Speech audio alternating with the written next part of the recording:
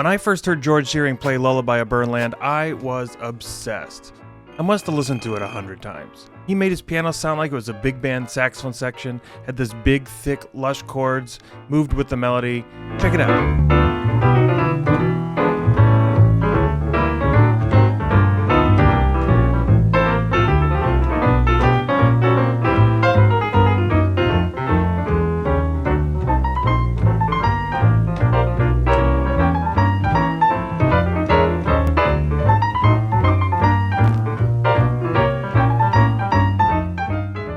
George plays the A and B sections differently. The A section uses these thick block chords, but the B section is much more sparse. He comps it like Freddie Green and plays a single note melody. This creates so much contrast that it helps keep you engaged throughout the tune. I want to hone in on those closed position block chords from the A section, and I really want to hone in on what makes them sound so smooth. And then I'm going to come back and we're going to make an exercise to learn how to play them. First things first, we're going to play the melody in octaves. The top octave is going to be played with our right hand and the bottom one with the left, and then in between those melody notes, we're going to harmonize by sticking other notes from the chord in the middle. We usually stick 3 notes in the middle to give it enough color, and these notes all articulate with the melody, like this.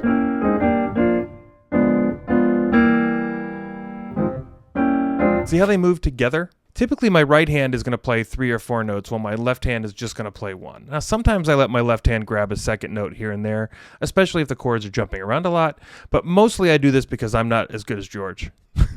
So when we're filling out these chords, we're using whatever chord the lead sheet designates. So if we're playing in the key of C major, we would play our melody note on the outsides, but we would fill in the inside using notes from a C major 6 chord. You could do this with a C major 7 chord, but traditionally the 6 chord just sounds a little better. It doesn't have this kind of half-step dissonance that you run into.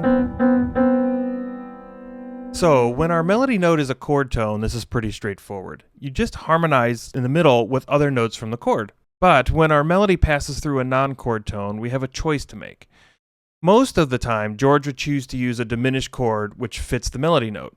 So if our lead sheet called for C major 6 and our melody passed through a D, we would probably actually play a D diminished chord at that time. These diminished chords are kind of the go-to for passing chords in this style. There isn't really a strong rule as to how any of this works here. You're just going to use your own musical judgment. Use your ear, play what you think sounds good. Even on dominant 7th chords, George will often use a diminished chord as a passing chord. But dominant 7th chords are also a common exception to the rule. When you think about a dominant 7th chord and all the extensions and alterations we like to put on them, practically speaking, we don't run into non-chord tones very often. So if you think about it, we might be fine harmonizing the notes of a G7 chord even when the melody note is something like an E. The E is the 13th of the chord, so it fits just fine. There's a lot more nuance to what choices you can make with these passing chords, and I've talked a lot about those in my series of videos on Barry Harris. At the end of this video, there's a link to a deep dive that I did recently on Barry Harris's 6 diminished scale. I've got other videos on borrowing diminished notes, 6 on the 5th. In fact, you can check out my Barry Harris playlist up here if you want to watch those. But maybe finish this video first. Okay, so we've talked about the notes, but beyond just what notes George plays, there are a couple other things I noticed as well. George mostly uses this block chord sound in the middle range of the piano. In this range, it sounds kind of like a saxophone section. If you get too high, it starts to sound a little bit thin. You miss out on so many of the overtones that you get from the middle of the piano, but lower isn't always better. If you get too low, these notes are just too close together, and they sound muddy. So generally, I'm trying to stick these in the middle to maybe 2.5 octaves of the piano. George also adds scoops to these chords by kind of rolling into them with the left hand. It's just like a few chromatic notes that he adds to lead into the chord.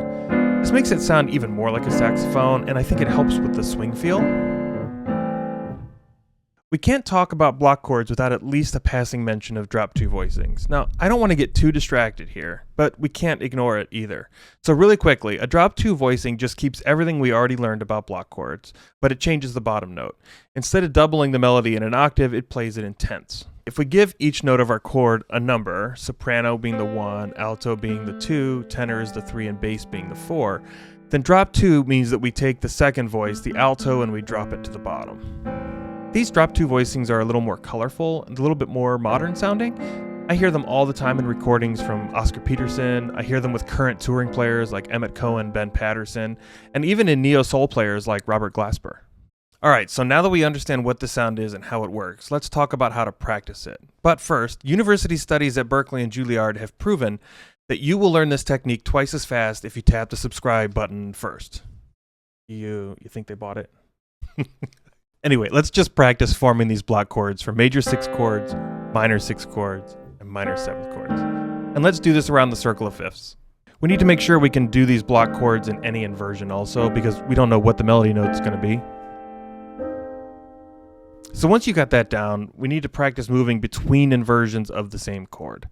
So if we start this on a C major 6 chord, and let's say we've got an E in our melody, we move up to the same C major 6 chord, but we're going to put a G in the melody instead. So we've changed inversions. That means we need to find a passing chord that works on the F. And so to do this, we can use an F diminished chord.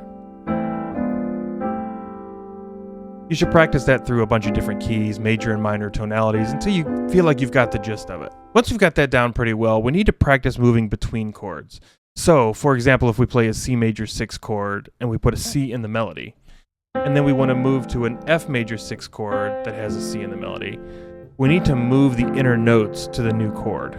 There are roughly like a bajillion combinations of chords that you can move from and to with major and minor and all this stuff. You obviously don't have to be comprehensive with that. My favorite way to practice this is just to open up a lead sheet and to go from the first chord to the second chord and practice that movement. And then go from the second chord to the third chord and practice that movement. You don't need to worry about rhythm or anything. You're just trying to figure out how to navigate your hands from one chord to the next chord. What I found is instead of being comprehensive and doing this in every possible combination, if you do this through a few different tunes and you do those in a few different keys, what you do is you learn the common movements that you find. You know, the 2 5s, the 5 to 1s, the 1s to 6s, these things that you encounter all the time. Once you get the hang of this, doing these with all these common movements and working through a bunch of tunes, you'll find that every time you find an exception, it's not really a problem anymore. Your hands just kind of figure it out.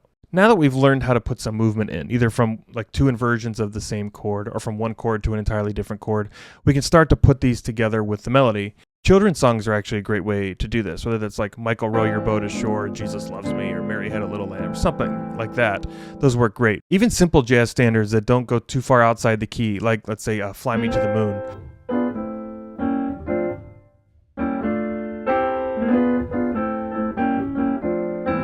Okay, but you have to promise me that you're going to do this in more than just the key of C. You know, our jazz standards move all over the place. We've got to be able to play, let's say, C, G, F, maybe B flat and D, and work your way up to the other keys over time. But I would do these simple tunes in a variety of different keys to make sure you got it. All right, finally, I think we can put this all together into Lullaby of Birdland. So let's pull up George Shearing's Lullaby of Birdland lead sheet.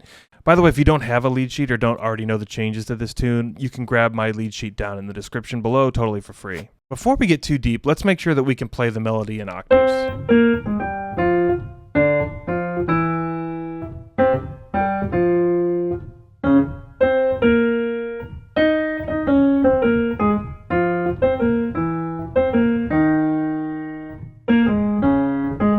All right, now that we know we can do the melody, let's start putting the chords in. Go nice and slow. Don't worry about time. Just go chord by chord. Make sure you get it right.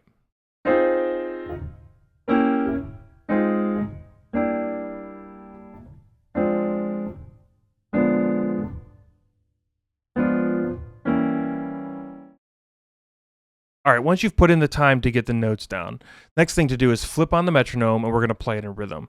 We're really going to put some of those scoops and articulations in. We want to really focus in on the swing feel.